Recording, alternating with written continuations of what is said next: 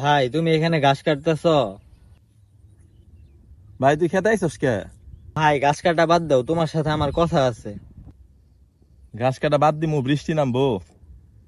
আচ্ছা দাঁড়া। কি কবি, কি হয়েছে? ভাই একটা কথা বলি, হইতাছে তুমি আর আমার কলেজে যাও না, হ্যাঁ?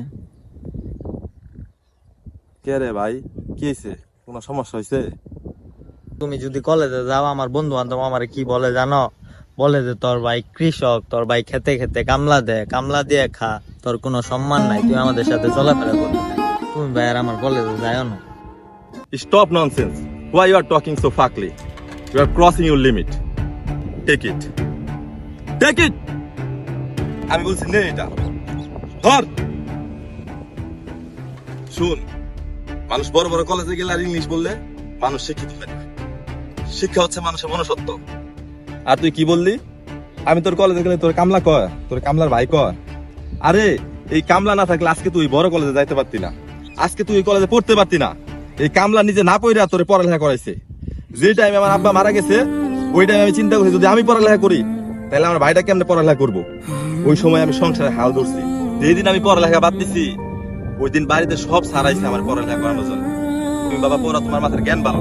আমি বলছি না, আমার একটা ছোট ভাই আছে, আমার সংসারে হাল ধরা লাগবে। আজকে 13টা বছর থেকে আমি আব্বার জমি দেখাশোনা করতেছি। আর এই জায়গায় আবাদ কিষান করে আমি তোরে পড়ালেখা করে আজকে তোরে আমি কলেজে পাঠাইছি। ভাবছিলাম তুই মানুষ হবি পড়ালেখা করে, কিন্তু না, আমার ধারণা ভুল আছে। তুই মানুষ হইতে পারলি না।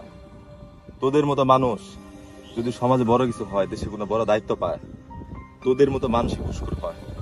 তোদের মতো মানুষের আত্মহংকার বাড়ে। ভাই আসলে আমি কথাটা ওইভাবে বলতে চাই।